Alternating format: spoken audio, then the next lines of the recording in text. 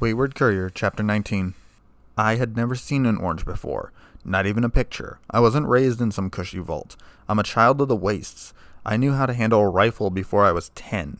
When do you get yours? Oh, come on, a BB gun does not count. You can barely kill radroaches with those things. Bet you found that out the hard way, huh? After Celestia kindly explained what an orange was, how to eat it, and guided him through the process of how to peel it, the courier found the fruit much to his liking. A lifetime of hunting his own food had nearly made him a pure carnivore, his diet supplemented with the occasional banana yucca or Nevada guava fruit. For him, fresh farmed fruit was a luxury, one that had to be sacrificed for survival's sake. He had told her that, in between mouthfuls, and the princess had responded by informing him that during his stay here it would be the other way around. No meat? He repeated calmly. Huh, that's going to take some getting used to. I have nothing against those who need to eat meat to live, Thomas, Celestia explained serenely. I just worry about what the staff might do in their panic when they hear that the one responsible for hospitalizing 3 guards' ponies is a predator. I understand that. Just my experience with food that wasn't meat is usually 2-century-old food, so processed you're better off eating the box it came in, he said, not happy with the memories this topic was bringing up. I swear if I see one box of Fancy Lad snack cakes, I'll kick someone. You won't need to worry about that, Celestia said, wondering how bad something had to be to trigger such a response. All the food in the castle is prepared fresh. Okay then, he said, his enthusiasm returning. Sounds better than the situation at Camp McCarran then. The cooks were stuck using preserved foods for years, he explained when he noticed Celestia's odd look. Morale was pretty much non-existent. The courier left the med bay at 10:30, according to the Pip-Boy's clock, to retrieve his weapons and other confiscated equipment. He was accompanied by the same guard that had checked him for a concussion earlier. Defib. Ow, ow, ow. Every step was punctuated with a complaint. Never again. Ow. You could just stay in bed, Defib suggested. The stallion had been chosen to act as the courier's guide/attendant during his stay. He wouldn't have minded if it weren't for the fact that the courier happened to be the worst patient ever. Hey, you probably should. I hunted down a man after he tried to put me in an early grave, the human spat back. 2 holes in my brain didn't stop me. No fucking way these bruises will. 2 holes in your... The Pegasus voice trailed off. Probably explains a few things, he muttered. Maybe I can help. What hurts the most? He asked, partly out of desire to help, partly because he didn't like the idea of being around the human all day if all he did was complain. Everything, he replied smartly. Give me a few days. I'll be fine. A few days? The stallion repeated, unbelieving. You showed me the bruising on your arm. If the rest of your body looks anything like that, you're looking at a few weeks. Defib finished by jabbing the courier's left knee with a hoof. And that knee, you'll be lucky if the swelling's gone down by the end of the week. Thomas was leaning over and massaging the wound, trying to keep his breathing steady. I promised not to kill while I was here, but I sure as hell won't lose any sleep if I break your nose, he muttered darkly. Not happening, Defib replied with a smile, rubbing his forehooves together until they started crackling. The courier stared at the blue and yellow lightning that engulfed the stallion's hooves. So that's how, he muttered, a little wary. Keep that away from me. Getting electrocuted hurts.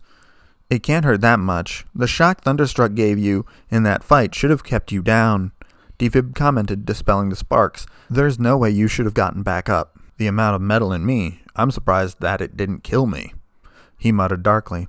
Metal? The Pegasus asked. There's probably 10 pounds of shrapnel inside me that I never had pulled out. The courier replied conversationally, exaggerating the possible extent of his past injuries just to see what reaction he would get.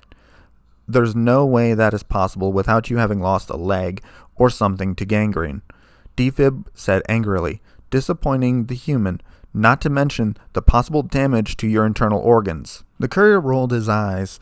Couldn't you have at least pretended to be a little shocked? You refuse to cooperate with common sense. Why should I pander to you? The guard shot back acidly. The courier ignored this and kept on walking. The Pegasus hovered after him, doing his best to not look too much at the strange metal thing on his arm. You want to know what this is, don't you? He asked as they entered the castle proper. I admit that has been puzzling me as well. They both turned to see Princess Luna, the courier's weapons, floating behind her. "Your Highness," Defib said reverently, as he dipped into a bow. "My guns!" Thomas exclaimed happily, earning himself a glare from the guard and a smile from the alicorn. I was starting to feel vulnerable. "Are things truly so bad that being constantly armed is necessary?" Luna asked as she floated the weapons over, sounding worried. "Depends where you go. Stick close to the cities, you're usually okay. Out in the wilderness, though," he shrugged. Could you—" "Oh, of course," Luna replied hastily, setting the guns on the floor. "Remember, Thomas, our arrangement was that they be kept non-operational," she gently reminded. "I know," the man replied as he pulled the magazine off his submachine gun and tucked it into his duster. He continued to do the same with the rest of his weapons, moving incredibly fast and efficiently. "There, now they're just fancy clubs." "Come with me," Luna instructed, turning tail. "I have information regarding the theft." You wouldn't believe how happy I was to hear that. Being there was nice, but I wanted to get back. No place like home and all that crap. Besides, I hadn't played poker in a week and I was worried I could lose my touch. Of course, there are two sides to every coin. Luna's explanation ended with them in her room, the scene of the crime. The courier sat on the foot of her bed, Defib looking around, having never been in the room before, and Luna stared at the chest that had been broken into. It wasn't a pony. The courier did not like where this conversation was going. "No, the magic signature does not match. You can pick that kind of thing up. Usually it's the kind of thing that would be obvious, but whoever is responsible went to great lengths to throw us off the trail." "Could it be the Griffins, Your Highness?" Defib asked, running through everything he had heard again. Luna seemed to ponder this for a moment. "No, those who can use magic are kept close to the ruling caste. There is little chance that one with the skills needed was in Canterlot." "Could a unicorn have, I don't know, disguised their magic? Is that even possible?" Thomas could not believe that he was seriously asking these questions. His only experience with magic a week ago were the stories he'd find in Tales of Chivalry magazines. Now here he was talking about a thief who used magic alongside a talking pony that could manipulate electricity and what he suspected to be a physical goddess. How things changed. The skill needed to do such a thing is rare. The only ones that could reliably pull that off are myself, my sister, and her student, and Twilight Sparkle has far too much respect to even think of stealing. Luna finished. "Guard, do you have any ideas?" "What was it they stole?" Defib asked. "A weapon or—" "It's called the Transportal Ponder, a device that acts as I suppose beacon is the right word, for a device that then teleports me to a predetermined point," he explained. "Somehow it malfunctioned and dropped me into that forest. As far as why they stole it," he shrugged. "Maybe they thought it was a weapon. Even if it was, it's not going to do them much good. I broke it."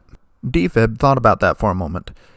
"If they think they stole a weapon, then we should be looking at those who view Equestria negatively, the Diamond Dogs or the Changelings." "Changelings?" "Shapeshifters that feed off of positive emotions," Luna explained. "We know there are no Diamond Dogs within the city, but you raise a good point. Changelings." The princess mused. "There could very well be one among the staff. We need to investigate this further." Author's notes. Okay, this took longer than I would have liked.